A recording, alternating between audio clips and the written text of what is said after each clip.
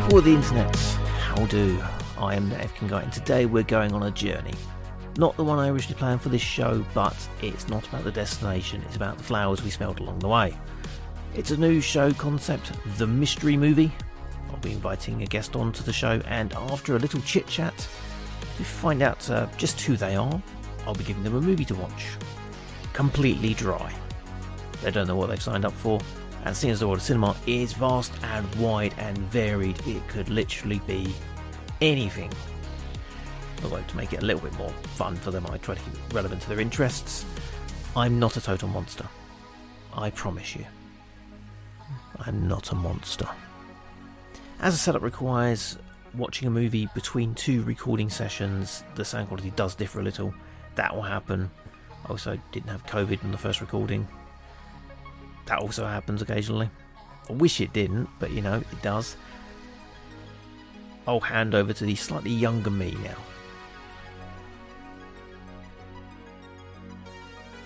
So I've dug into my past for this show and thought of some really great folks I've worked with over the years, none of whom are returning my calls anymore, so I'm stuck with this guy again. Introduce yourself, sir. A bit like Troy McClure.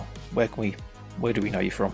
Well, you might recognise me from various British wrestling and or Middle Eastern wrestling shows, and from generally being an annoyance. I'm trying to appear in the background of more TV shows as well, but, you know, I get cancelled. Not cancelled as in cancelled, but I get a booking and then they go, sorry, we don't need yet another bald man in his 40s. So my name is Rich Whitehouse. I'm known as many other things, among those Sunset Skip, Rich and Famous, or whatever you want to call me. Thank you for having me, my friend.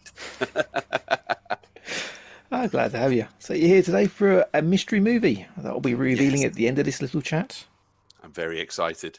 I hope it's something good. I hope it's something terrible. I want it to be either a movie that I love or a movie that's dreadful or something that will open my eyes. We've known each other from the dark ages of wrestling, as I always call it. You know, once a month in community centres and working men's clubs. What's your favourite memory from this time? And it doesn't have to be match or wrestling related. Oh God, from the community centre, 3 people in a hall.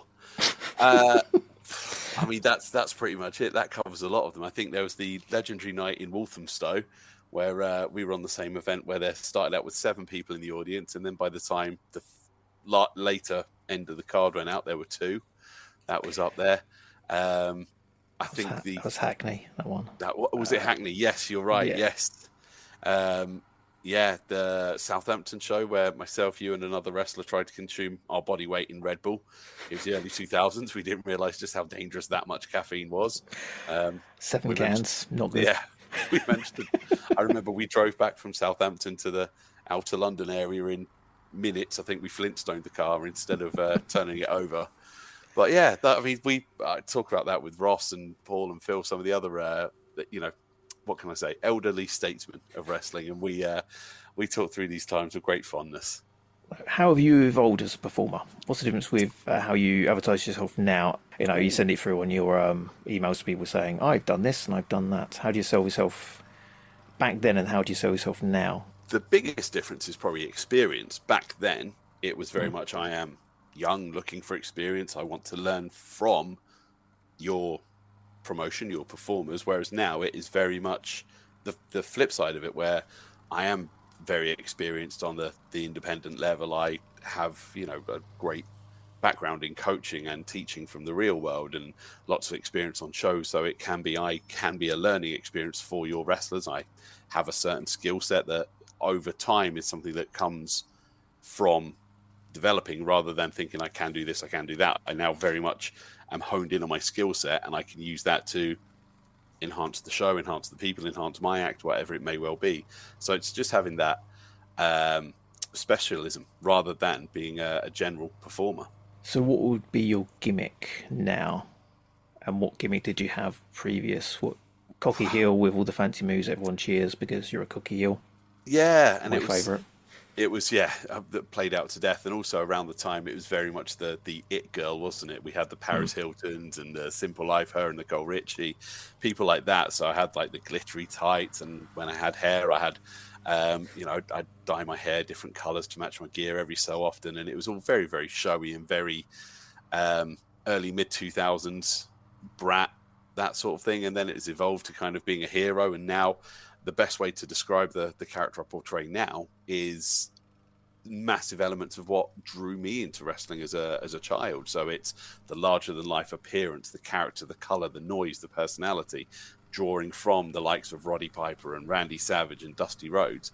And it's interesting that performers of that era are not as well known by current fans, current performers, which is mind-boggling to me, because it is the heritage of pro wrestling. You know, they for our generation, Piper, Savage, Hogan, Warrior, they are synonymous with what wrestling is.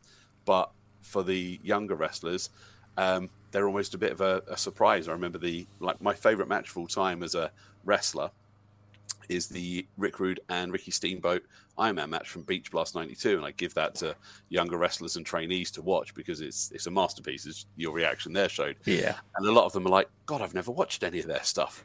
And it almost feels like within wrestling, if there was an actual curriculum, that would be required watching. You know, if you're doing a film studies course, you have to watch the certain films of various directors and writers. And, you know, if you're doing a literature course, and not knowing the body of work of someone like Rick Rude and Ricky Steamboat, to me, it's akin like not being aware of William Shakespeare in terms of literature.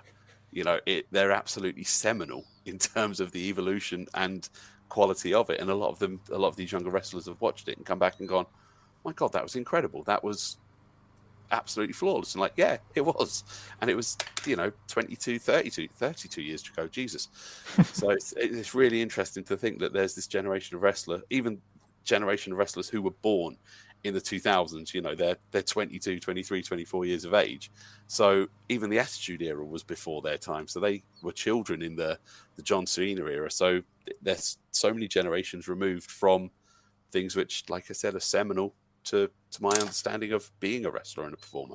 Yeah, I was thinking back to when I started, it was 99, and there are people in wrestling now who weren't even born, weren't even thoughts in the general ether. That's it, which is wild. They weren't even sperm. No, that's it. Like, there's guys who are absolutely killing it, and at the, like, not just national but international level, who are 19, 20, 21 years of age. And when we started wrestling, that they were, their parents may have not even met, which is terrifying to think. So where on the card these days would you be suited? What's your skill set? Oh, I've talked about this a lot, actually. So my dream position now, despite meaning that I have to get ready and organised as quick as possible, is to go out first. If you were to put me on with a mouthy heel who goes out, cuts a promo, riles the crowd out, I come out full of colour, full of fire, boom, boom, boom, boom, boom. An 8-minute match is perfect at that point. I've still got plenty in the tank, I hope. But at that point, just to set the scene for the audience, I feel like you either need a match which is complete fireworks, which makes everyone go, good God, we're in for something special. Or, and that's if you've got a smarter audience, if you've got a more family audience, you say to them, this is what pro wrestling is. It's panto in spandex. You cheer the bad guy, you cheer the good guy, you boo the bad guy. This bad guy's come out, they've riled you up. So out comes the person that you are going to like, and you set the table for the rest of the show. So you're up first. Would you be willing to hang around for later at the end of the show? We're doing a rumble. Sure, rumbles are always a laugh. It's the dreaded thing. I think there's different phases in your career where you think, I'll have fun with the rumble. But if need be, it's if I'm getting paid extra, definitely. But if need be, I will. But if I can, I'd much rather be at the merch table selling some sunglasses or making my way home. I'm going to take you back now, before the boom of British wrestling, before our dark ages, as I always call it.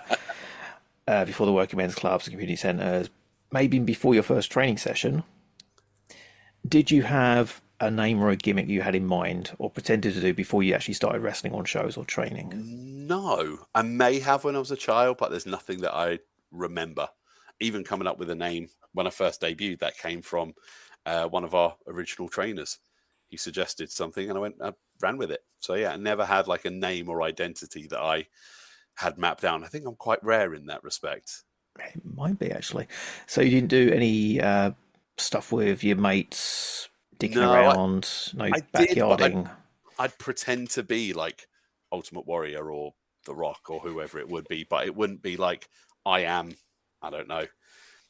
I'm going to come up with the first name that pops into my head.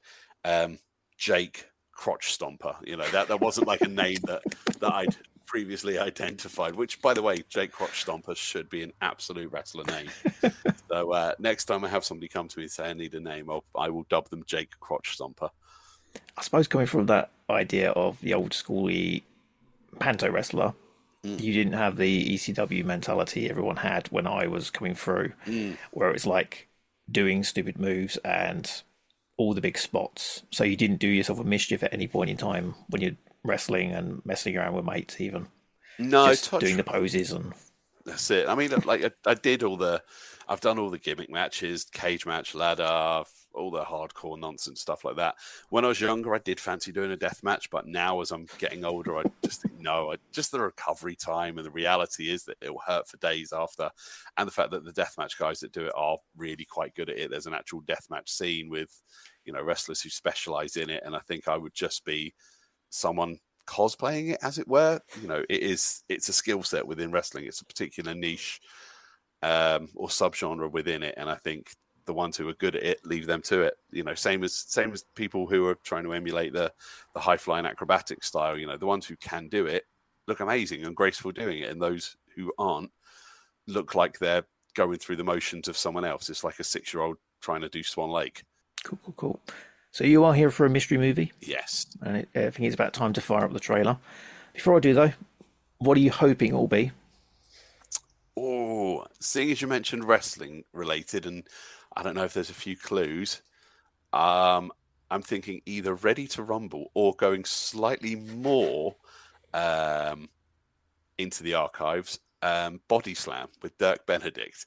But that's just pure guessing. Okay, here you go. Oh.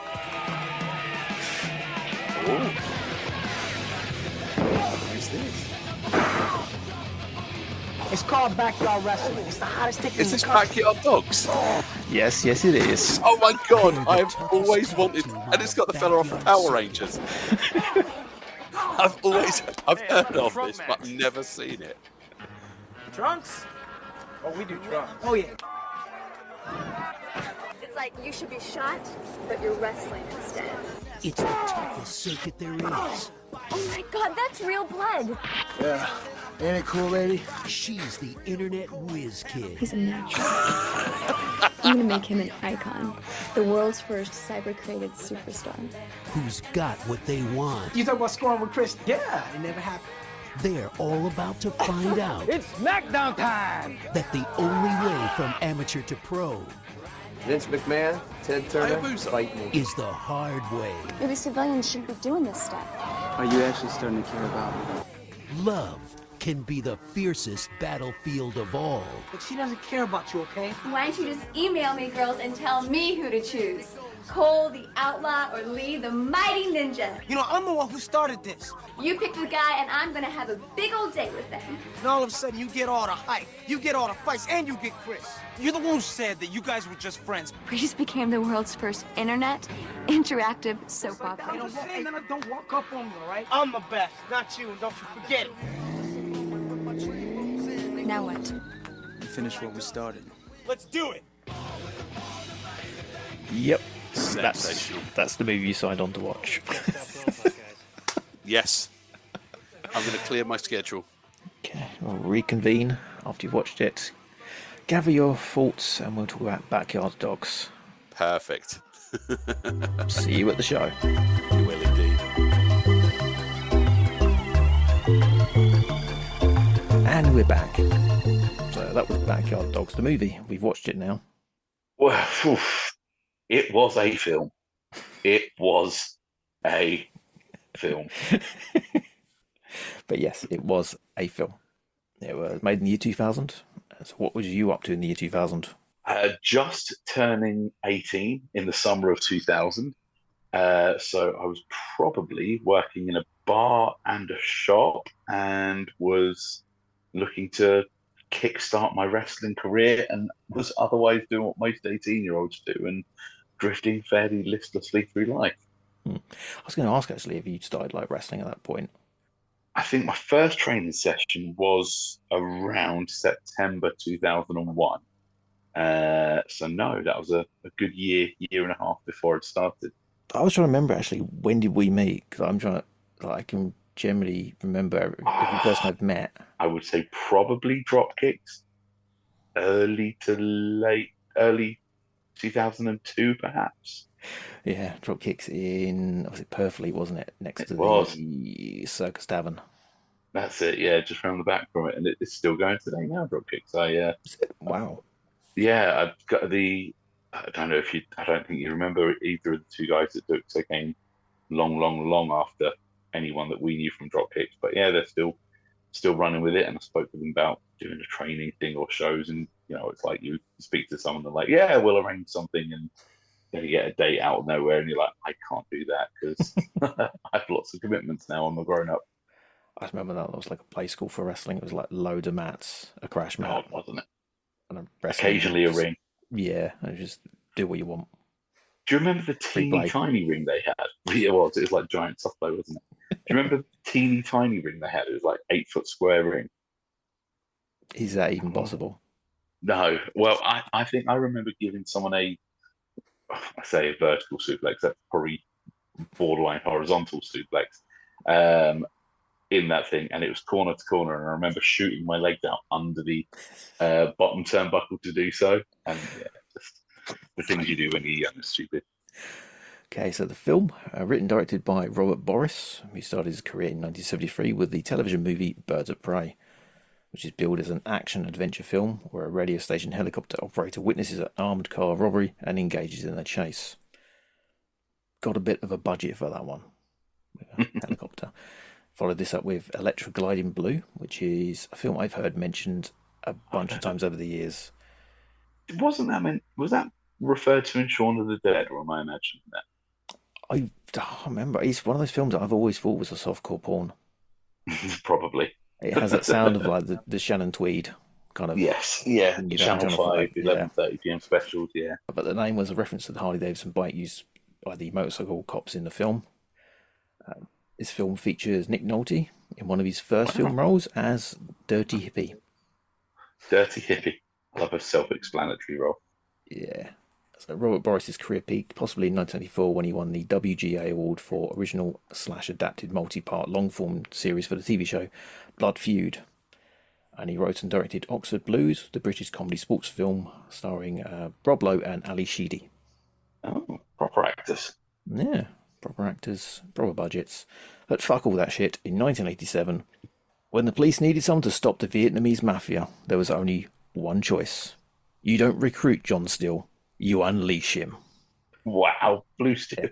Yep, Steel Justice, starring Cobra Kai's Martin Cove as John Steele. Yes.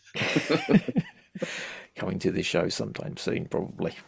Oh my word. Also on his IMDb, there's a lot of mentions to the fact he wrote the original script for Air Force One. Wow. Quite proud of that one. Even though it wasn't the final script and probably had changed quite a bit. The President's airplane. So his pedigree is there. What went wrong? Why did he end up doing this? Because he wrote and directed this, so this is entirely his baby. So yeah, from like Nick Nolte, even though it was just a bit part in that one, but Rob Lowe, Ali Sheedy was big thing. But I was trying to think of some positives to this, because the actual like basic structure is fairly standard. The two friends with a common goal, they meet a girl, something gets derailed. It might be the girl causes it or some other friction, and then they come back together and everything's hunky-dory at the end. So the basic structure is it's a tale as old as time. Yeah. But the execution is fascinating. What got me is that I've watched it a couple of times now over the course of a few days and weeks, just to kind of get it. And it seems like there's a story in American Psycho about how the director gave Willem Dafoe 3 versions of how to play a scene and then spliced those together for the final take. This seems like the actors were given completely different source material and purpose. And then they've gone, fuck it, that'll do. Let's take the cut from take 3 for this one and take 4 for this one, and we'll do the first take and we'll splice it together. Because it's just Bold of you to it assume there was seems 2 takes. yes, yeah. I mean, the fact it looks like it looks like it was filmed on a toaster, which even for the early 2000s, and I'm presuming being a budget of how much was a camcorder in 2000? However much the camcorder and a few tapes were. I mean, it was a professional camcorder. I mean, they downgraded to a normal camera recorder during other scenes. Yes. Somehow the quality got worse. Yes, it did. And there was some weird visual effects at different points as well. In one of the fights, I seem to remember Walter Manuel Jones.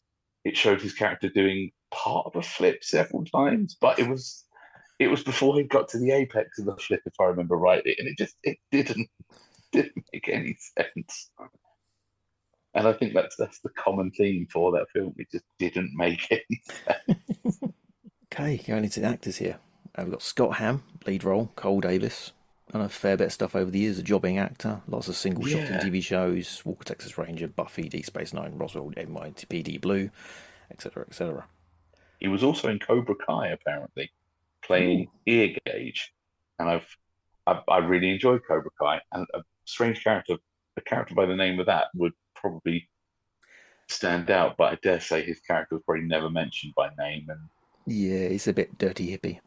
yeah, it's probably you saw his ear and he was holding a tire pressure gauge or something like that.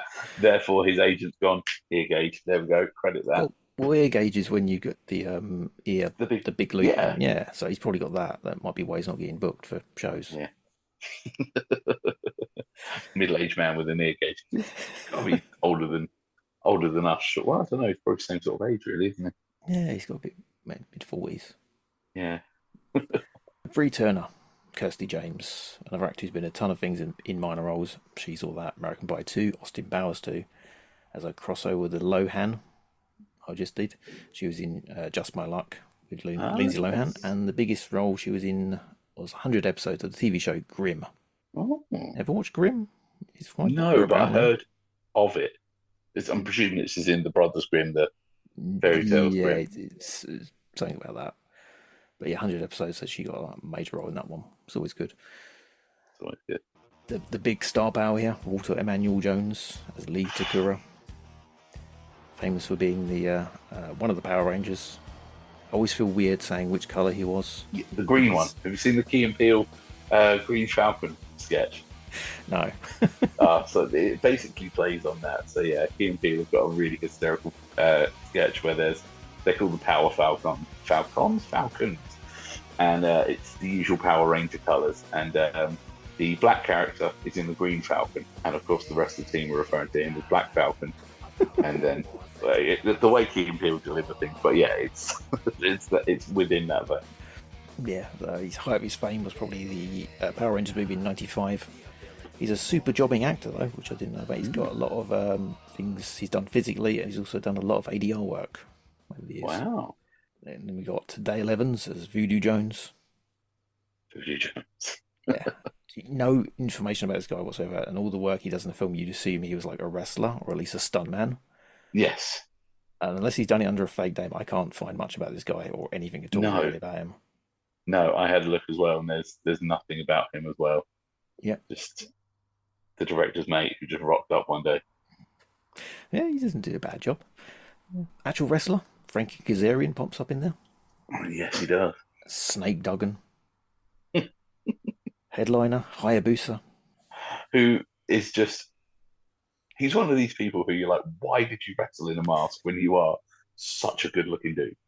Like, you are proper 90s teen idol good-looking.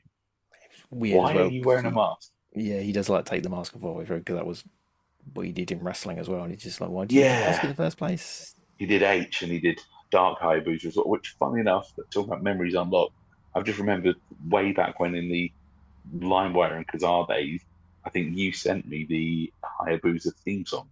I think you'd found on the deepest, darkest reigns of Kazaa or something like that. In Way back between when. viruses and porn. That's it. Yeah, making your computer go kaboom for ripping a CD for your mate that took about 3.5 days to download and produce. Kids this day, they've got no idea how lucky they are. And finally, Tory Dickinson as the Raptor. The Raptor. He had like one scene, didn't he? Got told off by his dad. Brilliant.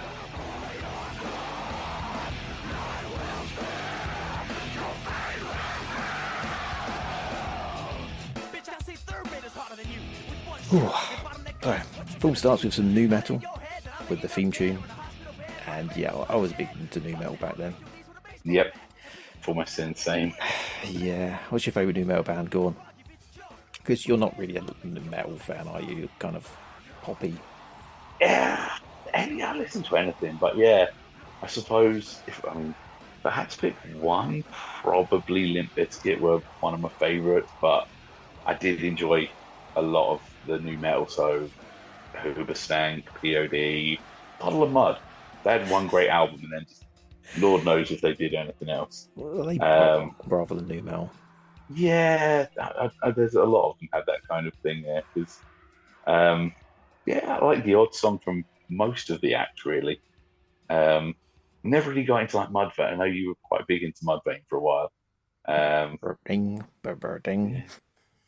And oh god, someone I used to work with got me really into Edema for like a fortnight, and I found one of their CDs, like proper ancient, a while ago, and I put it on, and I immediately was like, "This is terrible. Like, this is like bottom of the barrel, early 2000s new metal." Well, I thought it was bottom of the barrel, early 2000s new metal, and then I heard the Backyard Dogs theme, which is just indeterminable grunting over someone hitting their instruments is probably the best way to describe it. Yeah, I think I saw Edema live once, or maybe one song, and then we walked out. Yeah, they had one half decent song, like a lot of those acts at the time. They had like one half decent song, and then it all just sounded very, very similar. Yeah, so the Backyard Dogs theme was by LGM. Couldn't find about anything about them online. I looked really hard on that one. So yeah, another just probably a random thing. production house who chucked something together. Did you listen to any of the lyrics of the thing? Did you write them down? No, I really wish I had, because I tried to listen to it, and most of it was just indeterminable noise. And there was there was one line, and it was something, something, something, Africa. And it was like, this doesn't make any sense whatsoever. And it was that line repeated, I think, at least twice in there. So I don't know what they were trying to rhyme or what the purpose was, but there's just a random mention to Africa somewhere in the lyrics, and it's And the opening credits are so long with the little montage of backyard wrestling and Nitakura's car randomly appearing in there.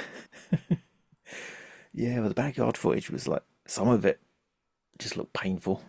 Yeah, a lot of it did. I mean, I remember a lot of the early 2000s backyard footage again, talk about LimeWire and everything like that we'd share things on, sending clips over MSN. And a lot of it just, one clip that has never, two clips in fact, that have never escaped my memory was a guy giving his mate a kryptonite crunch off a house through a table, and there was a divot in the ground where apparently it's his tailbone, and he absolutely I remember that one. himself. Guy in yellow trousers, you'll remember it. And another one was some lad giving his mate a vertical suplex onto a five-a-side football goal, and the guy just bends perfectly, but instead of where my hands are naturally flowing, it's the spine going the just looking at that now, I mean, I reckon for about a millisecond that probably would feel incredible now, but that just I remember that just looked so rough now. Man, yeah, I used to own a tape we've got for a trader. But essentially, we got all the ECW stuff from one guy, and he had like a backyard compilation. It's like, I'll go get it. And it wasn't the stuff that went on the DVDs. This was like proper hand cam footage of someone's just compiled. And there was like, there's some good ideas in there for moves. And my favourite for wrestler, though, was the Fish. And he's wore an Ultimo, I think it was an Ultimo Dragon mask and a tuxedo. Yeah. And he Fabulous. was just in a highlight video. And there's like music, new metal, obviously. Brilliant. Yeah. Probably Spine Shank. And it just cut out That's for a it. second or lowered for a second. He was doing a promo and he just went, I'm the fish. And you're a dick. And then he hits someone with a DDT. Fabulous. Winner. Absolutely sold. Anyway, we did that big montage. Film starts for real. It's all shot on high eights. As you said, it looks terrible. Low three. Lee, played by Walter Jones, is bringing Kirsty to an event that's super secret. And it's a backyard wrestling show. So I'm going to sort of ask this one to any female listeners, both of them. I think I've got two. If you're hanging around with a guy and he takes you to a backyard event, would you still stay with him? And would you demand to go home? Oh no. I think I can confidently speak for any human being. If anyone's like, I'm going to come to, because they're young, they're probably, I'm guessing the characters are all meant to be 18-ish. Even at 18, as useless and as gormless as I was, I would have the wherewithal not to take a girl that I liked, even in a platonic way, to something like that. I wouldn't take, if I was involved in something like that, I would not admit it to anybody. Because it's even as delusional as you can be as a teenager, that whole thing, because the way that Lee Takura is presented is like, is it Rick or is it Lee? Does his name change throughout? I think it's named Lee on IMDb and everything. That's so it. I assume it would be. So he seems like quite a cool guy initially. He has like a fancy car. Yeah, That's yeah, not which Power is Rangers like money. That's probably his actual yeah, car. it probably is, and that seems almost like weird that his nice car that's got lots and lots of scenes in is never mentioned or referenced or anything happens to. That seems like a really obvious thing, but it's like he's brought this girl to this event, and it's like, yeah, you'd just be like, mate, this is terrible. I am never speaking to you again. I mean, if they had Toodaloo. a ring, because some of the later shows do Yeah. have a ring, this is just mattresses on the floor. Bunch of tramp mattresses. Like there's been some bodily fluid spilt on those, and not just wrestling related ones.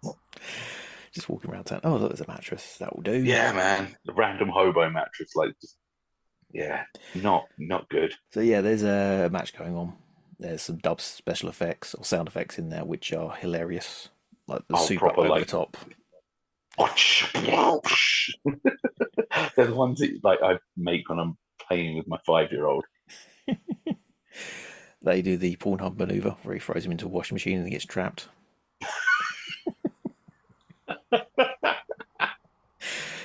The stepsister special. The match ends and then we're introduced to a hero, Cole Davis, not Corey Davis. That'd be a stupid name for a wrestler. It was Corey Davis. Hold on a minute. Did that come from this? Please tell me it did. No, it come from the lead singer of Korn and the lead singer of Slipknot. Of course, yes. Dumb name. Cole Davis, the paper boy. Fabulous. Yeah, this first match. Did you get a really bad feeling about the entire film when he's wrestling in this first match and he's dropping elbows like a child? Yes. Like, just, yeah. It's, of all the characters, and again, you see bits where some of them have got a bit of wrestling ability, obviously, the coordinators and whatnot. I think we'll get to that later. The wrestling coordinators / choreographers, and these are in very, very loose terms. There was some who could do a little bit, like Walter Emanuel Jones. He could do a little bit, and the main jacked up guy in the grey green cargo pants later on, he's obviously somewhat competent. But yeah, old Cole with his terrible bandana covering off his edgy tattoo. He's got no athleticism. You can tell this is like early in the film because he does improve. Yeah, he's just, when you see trainees dropping elbows, there's like trepidation in doing it. Yeah, so it looks bad. But this guy, he's there's none of that. He's just flopping over on them. So I got like, a bad feeling about this already. Lee explained to Kirsty that this isn't just wrestling. This is backyard wrestling, and it's big time. Apparently, it is big business. That was the And line. Again, I'm looking at my notes here. Like he put that it is big business. Yeah, mattresses on the floor. He wants to take advantage of her e-commerce skills that got her kicked out of college apparently, and into debt. Yeah, and like, what could that be? It's 2000. I mean, that's as ambiguous as it is. Like e-commerce, what did she do? Like defraud eBay using the college account or something like that, or was it something slightly more, trousers offy? I would assume it's that. Just the way he's talking about this stuff, like the wrestling and the e-commerce, it's just like they don't actually know what they're talking about. It's like they've been fed Not the in the lines and least. it's like, oh yeah, we'll just say these things that they sound Oh right. god, yeah. And that's Yeah, and saying that's the like, common theme throughout. yeah, saying FMW is the place they want to be because that's like the WWF of Japan. Yes, it was. What was the other line? Hold on a sec. Where is it? She's going to explain that she's going to put them out on the net with hyperlinks. That thing just cracked me up. I'm going to use, it was just like the writer had gone, right, I need some internet words, hyperlinks, and colon Cybergenic. / cybergenic. Yes, it was. I mean, it was very, very Y2K language, wasn't it? Yeah, but then she bangs the actual idea out, and she's going to follow them around with cameras, film them training and their normal life, and then the matches and make them stars that way, which for 2000 is actually a pretty good idea. Yeah, it's very, very tough enough, very, you know, reality TV, isn't it? It's Yeah, half of what's on TV still to this day. Can you imagine how slow that would have been trying to watch that and yeah, download it back in 2000s? Some grainy thing, and you're like, what is this? Like, on Real Player. yeah, oh man, real player, flash player, just it all loads at the same time and just nukes your computer. I Brilliant. like the fact that that's an aesthetic now when you go onto like Instagram and TikTok and Mm, just to get like these downloads and plugins to make it look like it's from 2000, that's it. and it makes it all blocky and does that distortion on the audio as well. Yeah, brilliant. Oh, she also says she's going to Blair Witch them, so you're going to take them out to the woods and get them killed. Which would be infinitely better than what she does.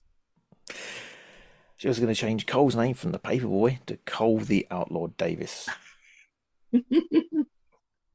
This the scene where they go to the tattoo shop. I'm probably jumping ahead here a little bit, where she's like, "Let's do this for an edge." And they were talking about getting a big dragon tattoo on his chest, weren't they? Because they Yeah, showed him like the drawings, and she was like, all pseudo seductively being like, "Yeah, we'll get it here." And then he ends up with generic tribal armband number 3. how many people do you know had tribal armbands or tribal on them Oh, and got it covered up? yeah. In 2000, I think I was about the only person who I knew who didn't have one.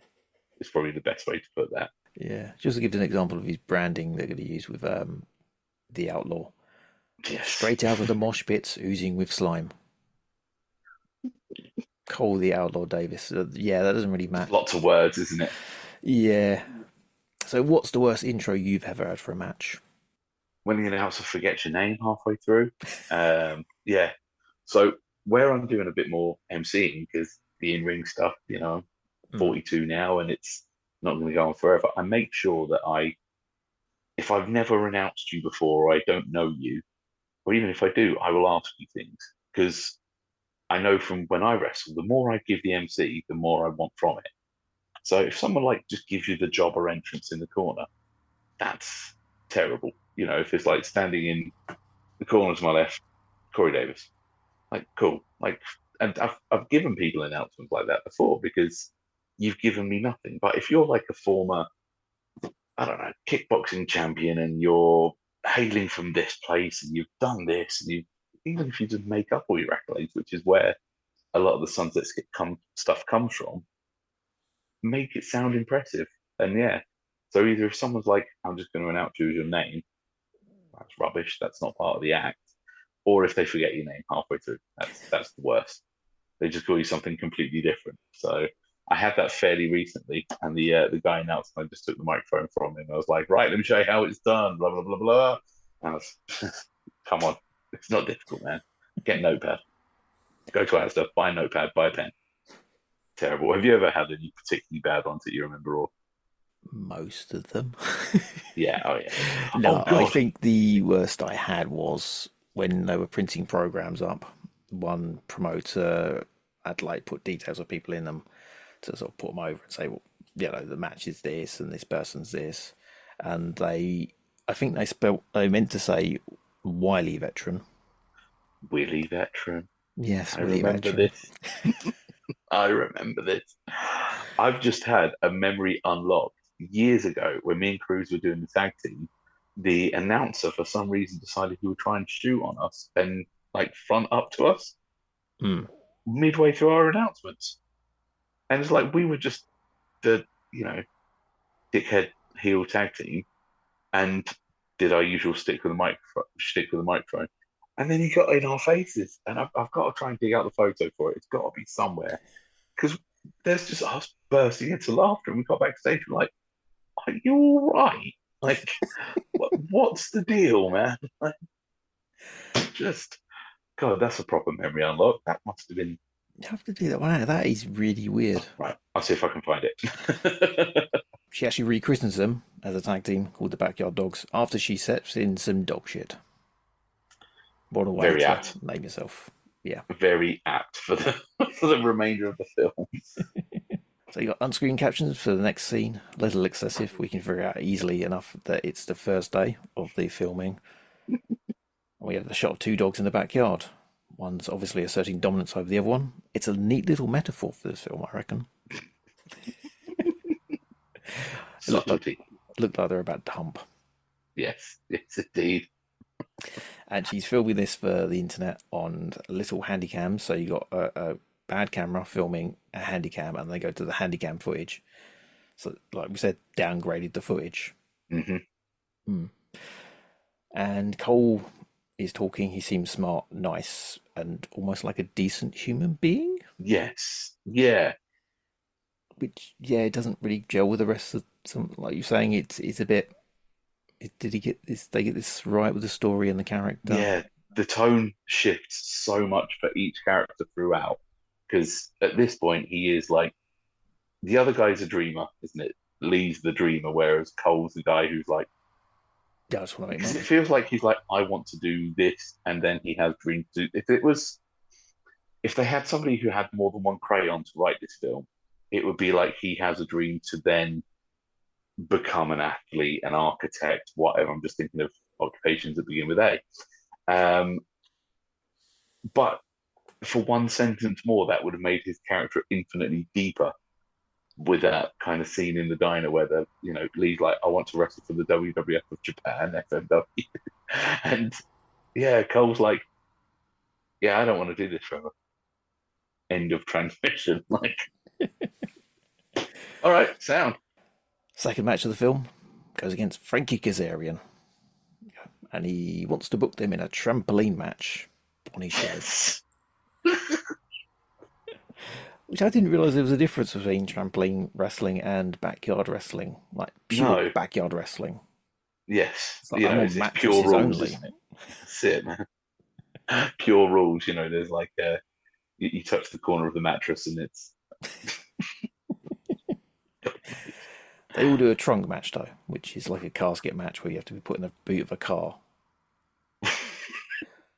and again, like there's no what I love about this film is there is zero exposition for anything. Like nothing is explained. And I know a trunk match is fairly straightforward, but watching it the very first time, I'm like, I wonder if they'll mean like a big, like chest trunk, a big, massive box. No, the back of a car that had, I think it had like 420 and 69 in the number plate as well, if I remember rightly. Because 2000, it's edgy. Yeah, they threw him in the boot of the car and then set it on fire. Maybe. That'd be backyard wrestling these days. Oh God, it would, wouldn't it? So Frankie Kazarian turned up. He's an indie stalwart, multiple times X Division champion in TNA and in the WWE for a cup of coffee. He actually asked for his release as they had no plans to do anything with him in their cruiserweight division. Which, he got respect. He enjoys a wrestle. He does, and he's back in Impact now, and he's, one of his kind of long-term journeyman. He's fantastic at what he does. which makes the match actually pretty good because he's carrying this guy as he would in the wrestling match, really. Yeah. Again, it's like the athletic performance, and it looks, with the fight choreography, I suppose we'd call it that. It's somebody who knows what this world's physicality should look like. So he's doing a version of it, isn't it? It's the professional wrestler is doing stylized wrestling, I suppose, in a way, against the guy who looks like every indie wrestler. Like Cole looks like every third indie wrestler in the early 2000s, especially down to the Harbinger gloves. I noticed at one point where he's tying his shoes, he saw a little, like, almost blacked out Harbinger logo on his gloves, and I thought that's a lovely little touch. Okay, so before we get a Power Rangers sex scene, which thankfully cut short. Wasn't that weird as well? Because this is where him and I forget the lead character girl's name. Was it Christy? Yeah, Christy. So they got girl name ever. Oh god, yeah, like, isn't it? Like, because they seem to get close in that hotel room, and it's like this has almost come out of left field. It felt like it's like there was no real sort of inkling there, and I was like, oh, okay, are they going to pay this off later? Is it we shouldn't have done that? And then like Go Power Rangers is happening next door with random topless girl who got her boobs out in the first scene as well, which is like, this is so 2000s. This is very unnecessary. I did just write. You were hired solely solely to get your boobies out, and I'm not complaining. However, it's again, I looked at her IMDb, and she had, I think, one or two other roles, and I dare say she was just token bare-breasted woman. Yeah. Lee goes next door. Cole goes next door, interrupts the lovemaking, and then they make a bet on who can get Christy into bed, which yes. Not cool at all, but then Cole is going to do so by being a decent human being and doing exactly what she wants. Yeah. This is another part where it's like, let's just put in a random line in the script. It added nothing to it. Yeah, he's a nice guy. Like, genuinely nice guy. Yeah. Yeah, he's odd. Makes you want to do backyard wrestling for some reason. Yes. Next match, Alcatraz and the Raptor, my favourite character of the entire film. The Raptor's finish is the Raptor Squash. And this segment actually felt like it was just ad-libbed, like they actually were backyard wrestlers. And they went, you can just make up something. Alcatraz definitely sounded like one, because he came up with the Spinal Tap, his finisher, which is the most convoluted finisher ever. Yes. Powerbomb off the top rope through a table on the concrete floor. Sound. What else you got? Yeah, in fact, they didn't have a top rope. That's what good, lad. What else you got? Just roll me up. We'll save that for next time. What's the most convoluted finisher you've ever been asked to take? Oh, God. Or taken? So once somebody gave me a pump handle German suplex, which was a horrific landing. Yeah, it doesn't work. Like, sorry, this isn't audio format. I probably see my brain ticking over if you have the video. I don't know how that works. No, nor do I. All I remember is that I just sort of went backwards and landed horribly on one shoulder, which probably explains the knackered shoulders now. But yeah, it was a rough landing. And also now with people, if they explain things, and it's probably my attention span, but also if there's like a long convoluted thing where it's like, and then you do this and this and this and this and this and this, just my brain buffers now. Like, nah, dude, no, just we don't need to do all that. Roll up. Yeah, dude. Like, yeah. But yeah, the match is called off before the Raptor can get in the ring because his dad breaks it up and tells him off for it, which, yeah, I can understand. I was disappointed when the Raptor had his mask taken off. I kind of half expected that would be a fun little cameo moment there. Just somebody from the wrestling world or pop culture of the early 2000s, like I don't know, secondary MTV video VJ, they were called then, weren't they? I kind of half expected it to be like, oh, that's someone who we've forgotten about for the last decade. It'd been great if it was the Green Ranger.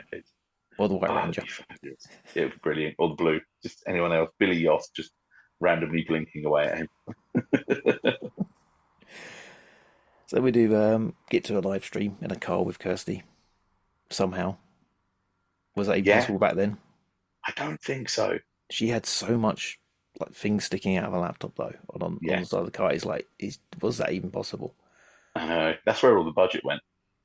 Just all the random tech. They just went to MacLeod and bought an absolute fortune's worth of radio transmitters and wireless internet. Yeah, it's future that. Go on. Yeah. Plus, she was probably looking like she was using Real Player. Mentioned Yes, earlier. no doubt. Next match, we got the main antagonist throughout the film. One of them, mostly this guy though. His name is Voodoo Joe, the Lord of Pain. And did you notice his valet? Very briefly. I was trying to get a look on her, but I couldn't quite Did see. you not quite get who she was? No, go on. Melina Perez. No. As in, Yeah. Yep. no. Was uncredited and goes unnoticed by pretty much everyone reviewing the movie. So no one actually mentions it. There's like one mention of like a women's wrestling champion being in it. And I was like, okay, I definitely recognize it from somewhere. Yes. And then I dug a little deeper on stuff. And one person I didn't mention earlier was the wrestling advisor for the film. Yes. Jesse I did Hernandez. check that one out. Yeah. Yes. Better known as. No, there's somebody else. There's Jesse Hernandez, and there's another wrestling choreographer or whatever his role is, and it's who later became known as Rocky Romero. Yeah, because Rocky Romero was trained by Jesse Hernandez. He also trained Rico Constantino, Ricky Reyes, Alex Kozlov, Awesome Kong, Layla L, and Melina Perez. Ah. Yeah. He used to run the School of Hard Knocks, had a hand in training, and he's refereed for a bunch of companies. He's actually the ref at the start of the film, taking tickets. And yeah, he was in Ed Wood as well. Oh. He was being thrown around by George Animal Steel. Fabulous. Got Ed Wood's a film I haven't seen in a long time. Oh, it's amazing. The Burton's late best. night Channel 4 staple from around that sort of time, funny enough, wasn't it? So they fight Voodoo Joe, and we learn something new in this one, that wrestling is actually real, but only when they give the signal. I love that bit. So what's the Where key was for the it to be real? signal? I rub my head.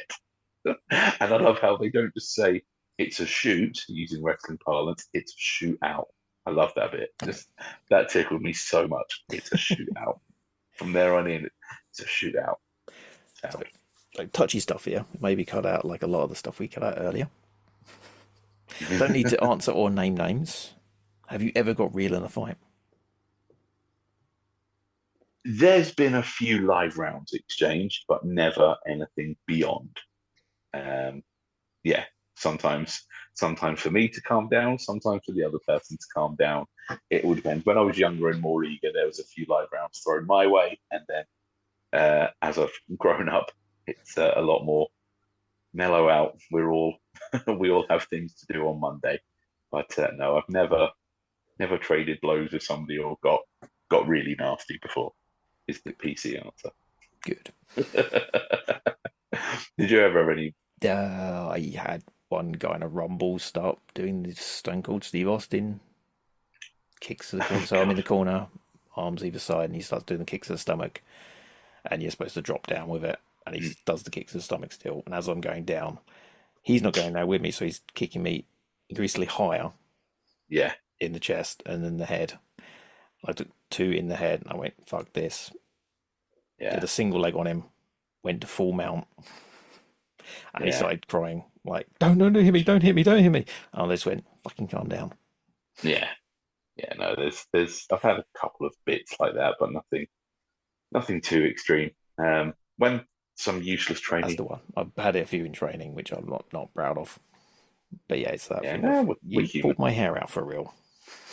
Yeah, I think it's with wrestling where we are giving our bodies to each other, and it's if it's an accident, they happen. Like I said, live rounds are going to be there here and there because it's the name of the game. Like I've never got pissy over things like a split lip or anything like that. It's if I've even to this day, I'll say to people, look, don't be afraid to put it in. Just don't hit me in the teeth or the eyes. Like, I don't mind anywhere else. Just don't fucking hurt me or make me, don't disfigure me, basically, you know. So it's because there's times in certain matches where it does look better to be more physical, and there's, you know, it's all about playing the ball where it lies. Yeah, and there are matches when it doesn't need to look physical. Yeah, that's it. Most of the matches I was in, it's just like, nah, I'm not that high up the card, mate. Yeah, that's it. You know, you're not higher up the card, and there's not the context for it. But also, like, even now, where I'm a bigger wrestler, I think a lot of people, there's some are like, I've got to lay it in. I'm like, no, just make it look like you're doing it. And then others are like, oh, we're just going to be on ambi-bambi. It's like, no, just figure out the lay of the land. It's the the best way to put it. So they're taking on Voodoo Joe. Oh, I'll go with that one again. They're taking on Voodoo Joe and the Mad Skater, who, unlike most skateboarding wrestlers, actually can use it for something other than hitting his opponent. It is Mike Vallely. Is it? Yeah. I was very impressed by that. I was like, I recognise him. A little way into the match, he pulls an Antifa special by hitting him with a skateboard.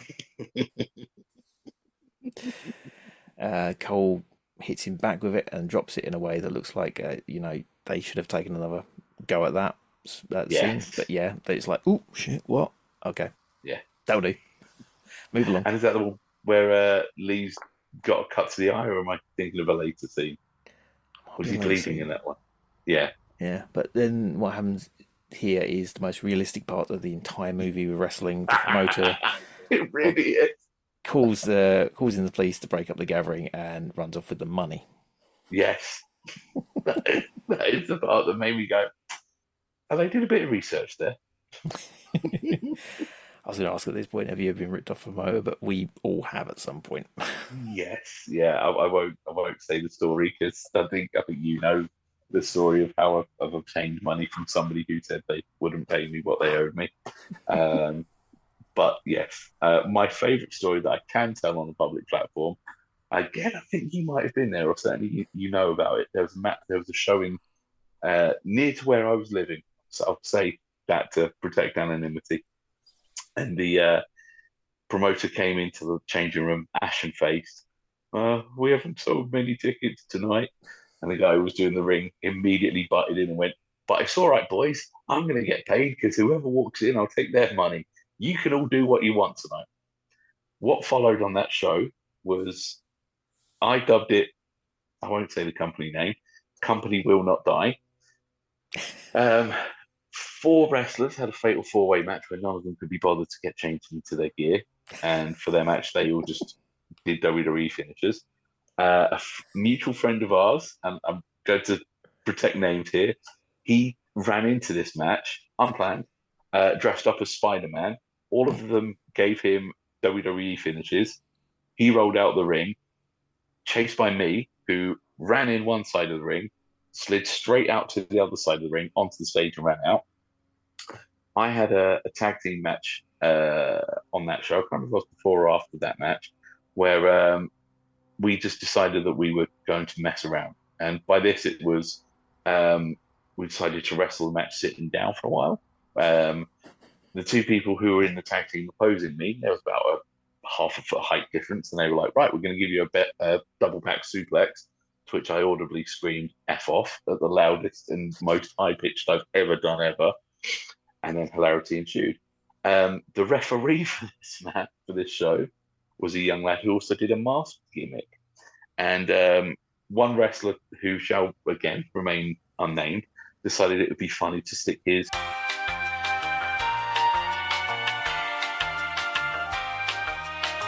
we should probably edit that part out. But yeah, it was all just bedlam. One of my favourites. So they get ripped off, they track the guy down, get their money, and they have a big fight in a backyard, which isn't actually for a wrestling show. It goes viral online, and the dogs are a hit. Kirsty then does the video where she says she'll go on a date with one of the guys, and it's all up to the viewers of the videos which one. But these boys are the real deal, and oh, do they drive me crazy! Now what do you say, girls? Are these boys ready to do the grind? Well, I'm ready. What about you, Cole? Are you ready to ride the wave, check into heaven, and rock my world? Both these boys are ready and willing. Now this is a tough choice now, isn't it? I don't think so. How's a little girl like me to decide? Why don't you just email me, girls, and tell me who to choose? Cole the outlaw or Lee the mighty ninja. You pick the guy and I'm gonna have a big old day with them. We're done. That was another part which seemed completely out of context to anything else in there. Yeah. There was no like tension from the boys where because there was only like the vaguest sense of interest from Cole, and there was no interest shown towards her from Lee apart from the opening scene where they're like, "Oh, hey, friend who needs to make money. This is the thing where I'm going to make money." Very odd. And it's weird. They're having a bet about who can sleep with her, and then she's doing a thing where she's going to sleep with going out with one of them. It's all very odd, very Yeah. bad taste now in 2024, isn't it? Yeah, and no doubt the people watching it are just doing it for her really anyway at this point. Oh, God, Yeah, hoping for them feet pics. yes. The next fight, I quite like this setting. It's in the warehouse against Psycho Dave. He turns out to be a literal child. That was weird. That again, like the posters was him all like jacked up and in a mask, and then it's like an actual child, and then it got really sinister really quick, didn't it? Yeah, Cole, being the decent human being, actually said, "I'm not going to fight him because he's a child." Again, it's like, what a guy. Voodoo Joe does a running though, and we all know this is going to happen as the camera showed him as they went into the warehouse. He takes out Cole, then Lee takes him on, which is a decent fight choreography. Yes, yeah, probably one of the best fight scenes in the film. Apart from that first fight, the choreography in this isn't actually the worst. No, especially when the Power Ranger is involved. It's actually because he's obviously, I'm guessing he's got some sort of screen combat / martial arts skills from he's definitely got martial arts training. Some of the stuff he's doing, he's like, nah, that's pretty good. He moves well, doesn't he? Yeah, he's got a bit of agility and body control. Yeah, so they both get beaten up. We have a montage video. I say video. It's a collection of still images of matches that is actually quite realistic for stuff made at the time in Windows Movie Maker. That's it. Have another awkward, almost sex scene with Christy and Cole. Was Lee in the room for that one, and then he storms off? Yeah, it's quite awkward. They're on the bed messing around, and they're like, yeah, this is awkward. Again, it feels completely out of place. Like there's been nothing to tease this before, and even how they deliver this scene is very odd. There's no like, oh, we should probably not do this, or there's no, all of it's just randomly plonked. Like there's the elements of this tension, but it's all just like we're going to do this part here now. We need to move the story along quickly. We've got another fight scene coming up. That's it. Which all of them are really long. Yeah. So the guys actually get a chance to work with FMW, but during a video shoot of them both, Lee gets pissed at Cole and they have a fight. And then Lee spills the beans about their bet to sleep with Christy. They have another fight in which the Power Ranger, I'm not going to say that. It still feels awkward. Yes, he was the Black Power Ranger. Okay, yes. He shows off his BJJ and gets a neat little armbar on him. Yes. Well, nice. And again, like the tension part was that was probably the best bit of acting between the two, because there seemed like a bit of tension, but it's like all the things to lead up and have tension. There's no, it's like scene missing, you know. Yeah. We've read a different script this morning. Speeding along here, they get another montage, this time to a new metal and reggae type mashup. It's a video this time though, so it's more enjoyable. And then they're having a fight at a country club, run by the guy that ripped them off earlier in the film. Yes. Now they're working with him. So odd. Yeah. But again, that's probably fairly realistic for wrestlers. Like, I'll get you next time. Yeah, he probably will. Never learn. So it's brother versus brother. The mega powers collide. What's your favourite storyline like that then? Brother versus brother, tag partner versus tag partner. Ooh, probably if I had to pick, the Rockers splitting up with Barbershop Window. I knew it was going to be that. Yeah, It is when you said brother versus brother, the thing that flashed into my head was Owen Hart and Bret Hart when Owen got Stu and Helen to throw in the towel. That one stands out, but yeah, it's got. I mean, for our age range, it's got to be the barbershop window, hasn't it, for the Rockers? So the heel turn by Lee is very short-lived, like incredibly. Like Minutes. next week he switched. Yeah, it's like Kane. Or Big Show. I'm bad, I'm good. They realise they're actually mates and can't hit each other. This calls That's in it. Voodoo Joe again. I'm going to have another go at that again. Voodoo Joe. I can't say voodoo tonight for some reason. It's the voodoo. Yeah, I've actually been in touch, well, trying to get in touch with a guy who says he does like black magic and voodoo. I want to get him on to do a review of a black magic movie. And yeah, I think I've been cursed. He knows. Interesting. So Voodoo Joe again, this time with another tag partner who isn't bad overall. Yes. You recognise this guy at all? What was he? Hold on. Suicide Kid. He did like random California indies and some WWE cruiserweight, light heavyweight stuff around the time of Taka Michinoku debuting. And you can tell he's obviously got some sort of chop because not only does he look good, because he was in an earlier scene, he was in that backyard fight scene where the random guy with the moustache went through a table. And he looks like every early 2000s wrestler who was in vague shape and had WWE tryouts. I think they all come from the same school. That's it. Yeah, He looks like a slimmer, younger John Cena. What was his name? Hold on. So I looked him up on Cage Match and everything like that. Because I was like, who is that? That's going to bug me. So it's like, kid. Mikey Henderson. Mikey Henderson, okay. Yeah, Mikey Henderson. American Ninja is one of the other things he wrestled as. Career, nothing since 2011, but around that sort of time, couple of jobs for WWF, WCW. Yeah, loads of dark matches for WWE. He beat, here we go. Mentioned that he was John Cena. 10th of October 2000, in a dark match, Mikey Henderson defeats Prototype in for Sunday Night Heat number 116 at the Staples Center, Los Angeles, California. Nice. There's a fun little tidbit. Yeah, so this match actually not that bad. That's the thing. Yeah, you can't really fault the choreography, really. Well, you can probably, but yeah, it's for what they for the had budget, and what they were doing. It looked quite good. Although, did you notice there was a really weird splicing of a scene? Yeah. So towards the end of this fight, when they were throwing, because he's never named, is he? Green cargo pants, Mikey Henderson. So many tag partners just turn up.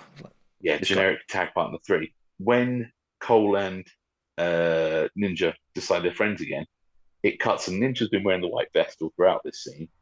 Then in the split second where they're throwing him over the top rope, he's wearing his full martial arts gi. And I was like, hold on a minute, what's because it just popped up so quickly. I was like, oh, he's wearing all black now, and he's gone from wearing it's such a clear difference, guy wearing a white vest to a black gi. He's like, hold on, that's not right. So it's obviously, a couple of different takes, which then makes me think I would love to see the director's cut of Backyard Dogs. Do you think you'd handle the director's cut? Do you think the world's ready for it? Yeah, absolutely. Give me the Snyder cut. Oh, you probably. We were the last 2 people to see it, therefore we own it. So yeah, the boys win, obviously. And the shady promoter that was riffing them off at the start is now their best mate and getting them booked for FMW. This, for some reason, annoys Christie, who then walks off. Even though that's the entire plan. From the start. That has been the plan from the start. And again, this is the 3rd or 4th moment where it's like the script is not... Whoever wrote it didn't read it, if that makes sense. They're just like, we're going to have them fall out. Why? Because they are achieving their goals. And it feels like a couple of lines of dialogue could be in this, because if it was her motives now sinister and she was like, well, I'm making money off the back of you and I don't want my, cash cow to dry up, or she doesn't want Cole to go off to Japan because there's one scene, one line of dialogue will probably cover a lot of these terrible things. But we need conflict. Who's going to be in conflict this time? Well, they've already split up. Okay, her. She's going to walk off. Yeah, that's it. Yeah. This is where Hayabusa finally shows up and shows off his acting chops. We mentioned Hayabusa. Let's explain to the people who don't know Hayabusa. He was a legendary wrestler who rarely performed outside of FMW. He mixed the hardcore and high-flying style perfectly, and But it was like a daredevil kamikaze approach, yeah, wasn't it? but it was like I it thought- wasn't perfect. It wasn't clean, but had a look that looked yeah, like it hurt. think- Anyone that was a fan of wrestling at the time was like dug him and thought he was great, even though I don't think a lot of people saw a lot of his matches. no, it was very much like the myth, wasn't it? With Hmm. the tape traders, because a lot of us in wrestling at that time were, I suppose, in a way, tape trading, if we weren't as active in the scene, so we knew of people and Hayabusa had a brief stint in ECW. Was it as part of like a talent exchange as well? Yeah, I think he only did like one match. He did Heat Oh, was Wave. it just that tag? Him I think and it was one match. Yeah. Shinzaki, Jinsei Shinzaki, Mm. and Van Dam and Sabu. Ah, great match. Sadly, it was the high flying style which ended his career when he. I don't want to call it a botch, but that's what it always be known as to wrestling fans as. He did like a flip off the ropes, slipped on the ropes, and landed directly on his head. And it's one of those videos I cannot watch now. No, I horrible. suggest no one look for it. No, definitely not.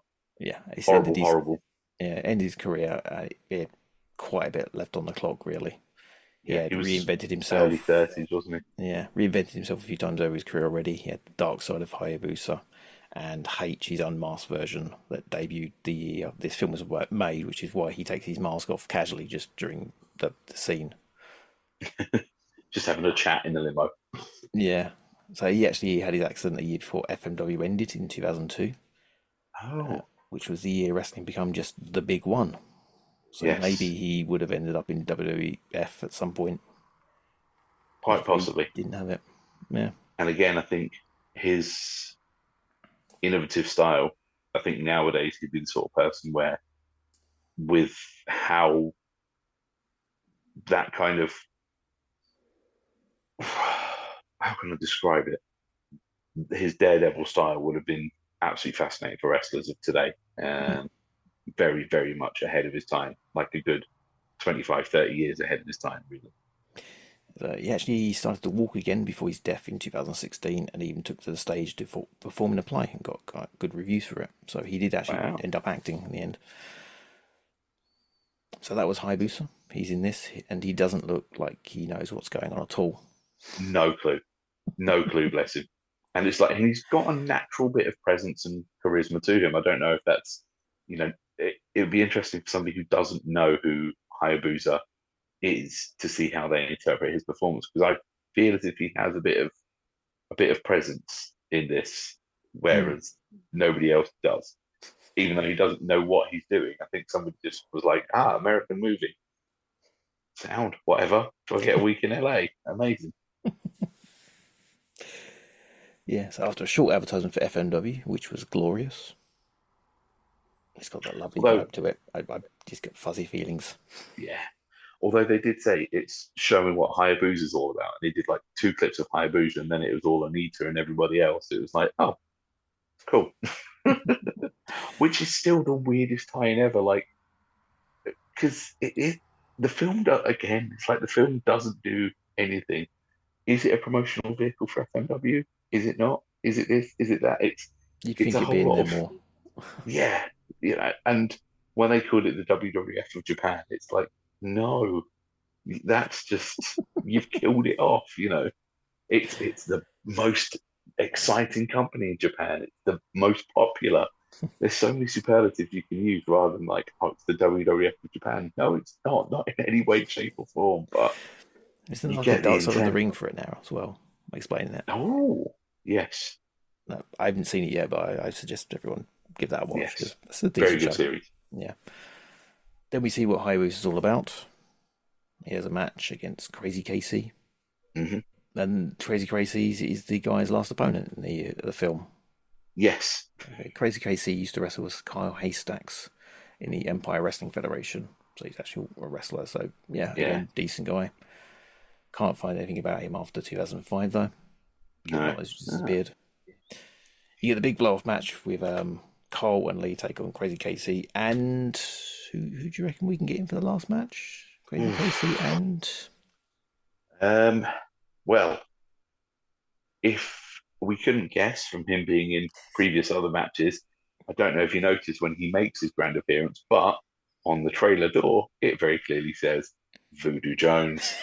Just again, I wish I'd screenshotted that part because I was like, does that? It does say fabulous. So, if Cole and Lee, who, as this film has progressed, you've realised they're not the two sharpest knives in the drawer. If they would have just looked behind them, they would realise that, again, look behind them earlier on when Voodoo Jones appears out of nowhere at the country club and at where the literal child is going to fight them. Whitehouse, If these two actually decided, you know what, I'm going to look behind me because my nemesis could be here. No, these two are just forward-thinking, forward-looking at all times. again, not the worst match ever. Cole walks out Oh, halfway fine. through. Lee gets beaten to a pulp. He rolls out of the ring, and then Cole returns to his roots as the paperboy, does a big jump, and they win the match. And then Christy comes back and goes, "You're all amazing, love you." And they go off and have kids or something. Yeah. And then win the film with a great song again.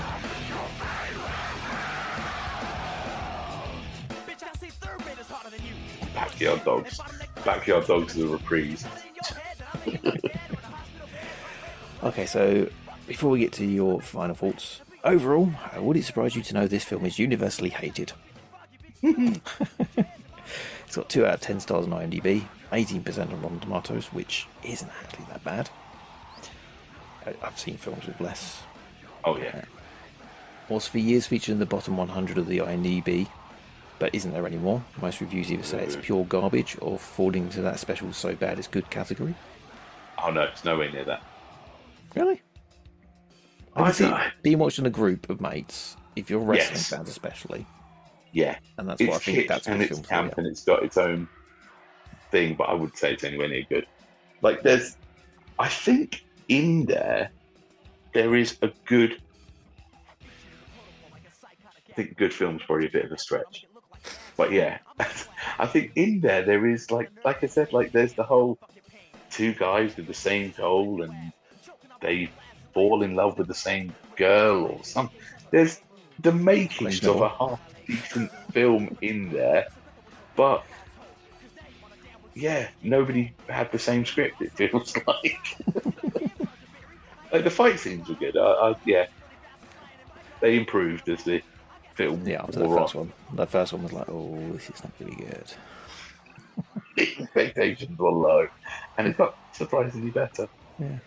So the reviews, we got to Walter Chow from Film Freak Central. He said, "You'll know you're in trouble when the title of your movie comes from a moment when a character steps on a pile of dog excrement." Yes.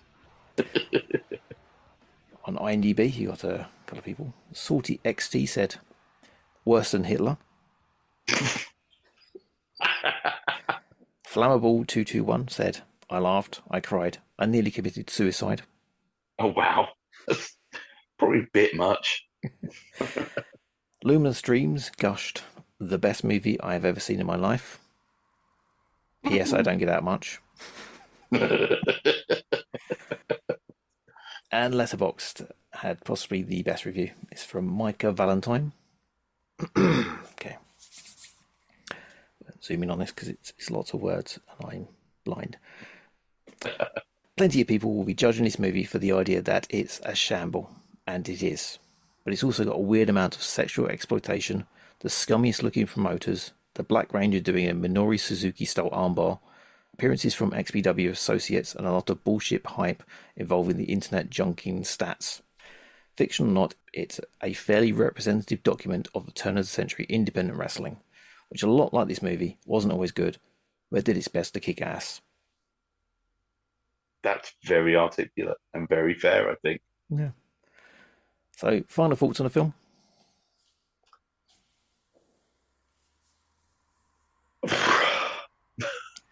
Thank you. We'll see you next week. Go on. I don't know if I hated it or if I enjoyed it or if I got some sort of campy amusement from it. It was an experience, and I think, as has been a common theme throughout our podcast. It feels like it was so many parts of an incoherent story that if it had somebody with a reading age of above 7 having a glance at the script, they would have gone, that doesn't quite work here. You know, if they'd given the scriptwriter another crayon to edit things with, it could have been watchable. And in like a true campy classic, like I'm gonna say campy classic, I'm gonna completely contradict myself, but something like Ready to Rumble, which is a terrible wrestling movie, but it has its charm, and because it had loads of money behind it. But this film has the makings of being something that's quite charming and quite campy and culty, but it's just missing bits. Which, yeah, there's certain bits now which, when you look back, it is a bit exploitative. Is that a word? This time not it. But yeah, it hasn't aged well. It wasn't great to start off with. It's a whoopsie aisle film, hasn't it? It's not going to age well, and it wasn't great to start off with. Definitely improves if you're a wrestler, I guess. Oh, God, into it, yeah. Release the Raptor cut. Absolutely. Honest to God, I would love, again, I'm going to try and track down the director and see, like you said, the rights. Who owns this film? Does anyone own it? Because I'm guessing it was straight to DVD. And how many copies do you reckon they pressed? Like 10,000? I have no idea about DVD. 350. That's a deep cut joke. Not on this podcast every week. Sadly, I need better material. Oh no, never. Stick with the classic. Classics always work. But yeah, I would love to get deep into the mind of the writer and director of Backyard Dogs. Was this his vision? Did he get the exact film he wanted, or did the studios hack it to bits and say, no, this is what you are putting out? Studio, you're right. His mate who lent him 50 quid and a i8 camera to do it. $50, sorry, showing the stage. Okay, give us your links and we'll get out of here. Well, you can find me all over the blown. That's another deep cut again, a reference we'll get. You can find me on all of the usual social media platforms at Fine Sunset Skip, and there I'll have clips, wrestling information, and general stuff that pops up in my day-to-day life. Thank you, sir, and thank you for watching this. It's been amazing film. It has enriched my life. I have enjoyed it, so that's why I can't completely slate Backyard Dogs. It popped into my head all of these years ago, and now I've finally got to watch it. It feels like there's some sort of closure in my life.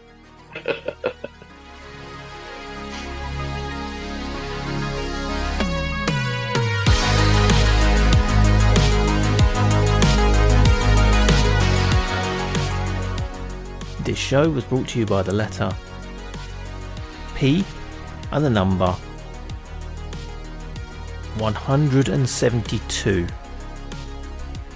I'm the Effing Guy, Dean. I wrote, produced and edited this show. You can find all my stuff at totalcultzone.com.